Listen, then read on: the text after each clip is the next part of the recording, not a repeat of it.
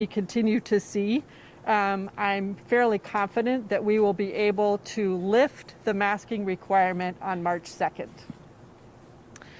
So what does that mean between now and March 2nd? That means that we will continue to require masking in indoor spaces, and then as of the 2nd, we will transition to a recommendation, which is the case around the rest of the state. And I just want to recall for you why we've kept the masking requirement in place here in Santa Clara County. And chief among them is that this policy is really an expression of our core values, one of which is health equity. We need to ensure that we protect people who remain vulnerable to COVID because of age or illness, or underlying medical condition or station in life. And this universal masking will continue to protect our entire community because what it does is it lowers the chance that someone can be exposed to COVID and therefore get ill from COVID. So these current trends are very encouraging, and I know everyone look forward to the day when we won't even need to wear masks anymore, and when they aren't part of our life, at least for a little bit. I want to thank our community. I think our community has shown tremendous concern for each other by vaccinating and masking, and that has given us a level of safety and protection that will be durable. And I think that it's very encouraging, and I look forward to the day when we can all comfortably take off our masks inside. Thank you so much. We'll now take questions for Dr. Cody. We will start with ABC 7. Given that we're now hitting these metrics, does that make it a situation in which the public should feel more comfortable, that we're removing the masks at this time rather than with the rest of the counties that just pulled them when the state made that decision? Yeah, in Santa Clara County, we committed to metrics back last fall, and we remain committed to those metrics. As I said before, the idea is to ensure that we have safety in place with high levels of vaccination, which we have, and that we have overall community transmission low enough to support removing this very important layer, or at least removing the requirement. I want to note, however, it's important to know that across the state, masking is still required in certain settings. So it is still required in childcare, K through 8, shelters, jails, public transit, and other riskier places. And so that will be true here too. KTBU. Dr. Cody, if over the next 7 days, any one or more of the three metrics you mentioned should elevate, does that mean the recommendation will not go forward on the 2nd of March and it will stay a requirement? So we have these three metrics. We've met the vaccination metric, that won't change. We've met the hospitalization metric. Hospitalizations are continuing to trend down, so I think that's pretty stable.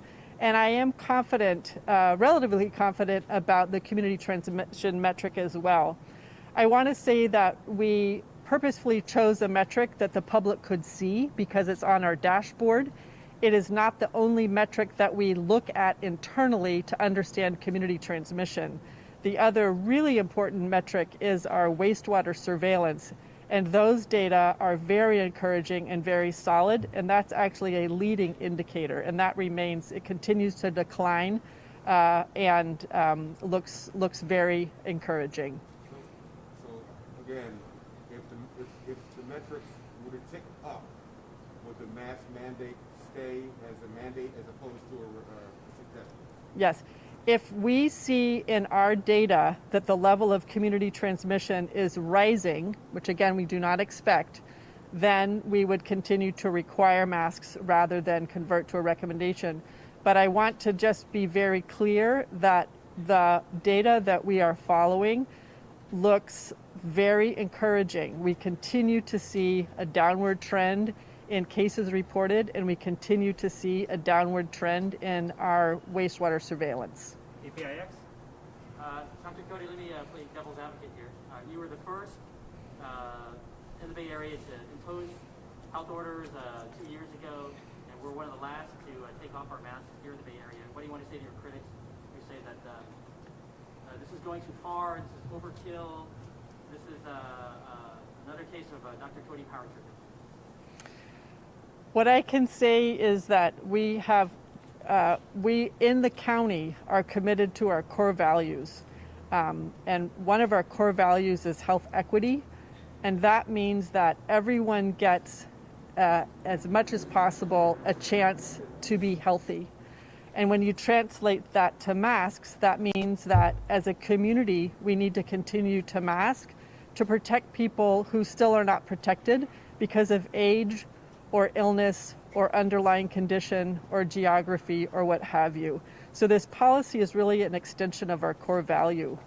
In addition, throughout the pandemic, we have sought to understand the evidence for the policy decisions that we're making and understand the data. And we set these metrics across the Bay Area in the fall. And to stay true to our commitment, we needed to continue to follow the metrics as we had promised. NBC Bay Area? Beyond sort of along the lines of what Jesse said, beyond the 7 days of surveillance, local and if the numbers do trend in the other direction, is there sort of a metric for when the mask may go down on? So our top priority, as always, is to protect the public and to tell you what we know when we know it. On our dashboards, you can see our epidemic curve, the cases, that what we're following is the 7-day moving average.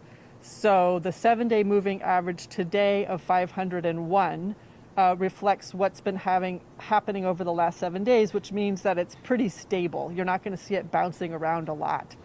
You can also look ahead on that dashboard and see the cases reported and see that that's also trending down. So that's what gives me confidence that the downward trend is going to stay.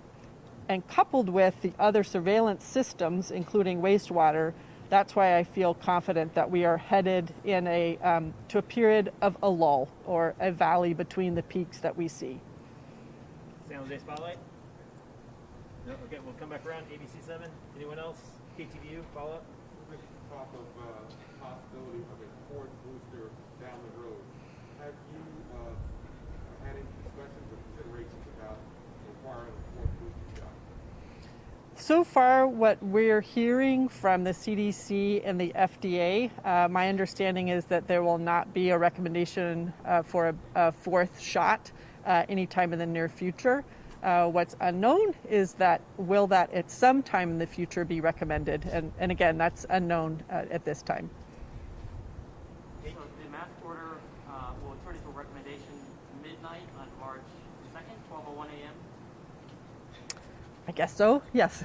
Yes, right, because remember, we're doing a 7-day moving average and there's a 1-day delay in reporting. So that means that yesterday was actually the first day that we met the under 550 metric. And so that's why it will lift on March 2nd. Thank you, Dr. Cody. Thank you, everyone. We will now begin the Spanish language portion of our program, and we'll have Miguel Marquez come and address you. Buenas tardes, soy Miguel Márquez, el jefe de operaciones por el Condado de Santa Clara. Estamos aquí para anunciar que llegamos al número de casos requeridos para comenzar con una nueva recomendación acerca del uso de cubrebocas aquí en el Condado de Santa Clara.